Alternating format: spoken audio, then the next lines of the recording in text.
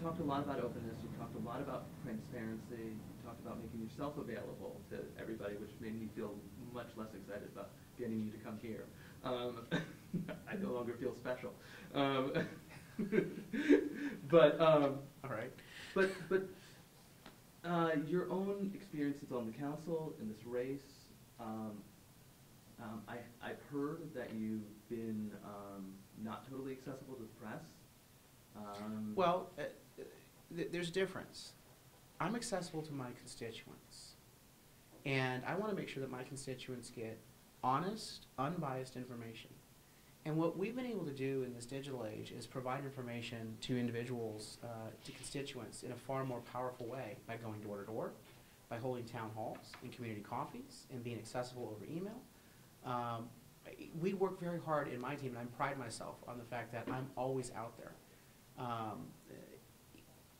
If you have a media outlet that simply cannot demonstrate that they're interested in providing fair and balanced coverage, then we've got to prioritize that. And I don't regret that, because I want to make sure that when people hear from me, that they know, okay, this is a reputable news source that is going to provide the facts in a balanced way.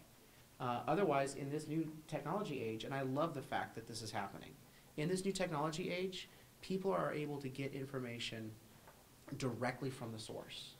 They can go to my website. They can go to my community coffee. They can talk to me in a teletown hall. They have the ability to actually get actual source data, and that's, I think, transformative. Now, a lot of old media companies are not liking that. They feel that they are the arbiters of what the public needs to know. I disagree. If we have a media outlet that's fair and honest in their reporting, they will always get a priority response from us. If you have a media outlet that's just muckraking and not interested in the truth, then I've got to prioritize our team's time in terms of making sure that our constituents get full information, factual information. So I won't ask you to name names about who's muckraking in town, but it does raise one last question before I open it up to do you think that the public doesn't get that there's a media bias? I think they all get it. And so what we try to do, and you're never going to like all your stories. I can guarantee you no one's always going to like all their stories.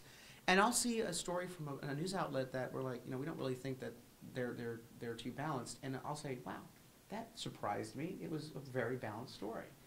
And so, we look at each story one by one. Nobody has a complete blanket, we don't work with these groups. But we look at the story, the nature of the story, kind of the angle that they're going for, the type of reporter that we're working with, and we say, okay, let's engage on this story, because we feel that this is a topic that this news organization is legitimately trying to cover in a fair, transparent, and open way.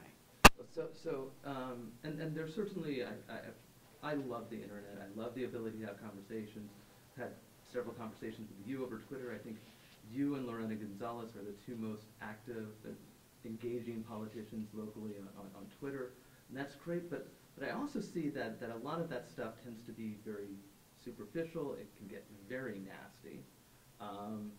And my staff really like me staying off of Twitter, by the way. Some of our tweets are pre-programmed, and it's basically us saying, here's some important issues that we're trying to raise. We want to drive the debate on these issues. And so you have pre-programmed use of social media. But then also there's interaction. Well, I'll see something that's unique, that's something that I'm interested in, that I want to interact with directly. I author all of our tweets. They propose them, and staff know kind of what I want to say. I don't write every single tweet that's put out, but I write probably about 50% of them. Yeah, about 50% of them. The rest are, here are the issues I want to advance. Make sure that you draft it in a way that reflects my position. Thus far, we haven't had any embarrassing tweets, but I'm sure, I'm sure in time it will happen. And you know what? That's part of it. When you're working in a large organization, you want to make sure that you give people flexibility and freedom. And from time to time, they'll make mistakes. But we're a learning organization, and I've always established that as, try new things. I want you to be empowered to do your job.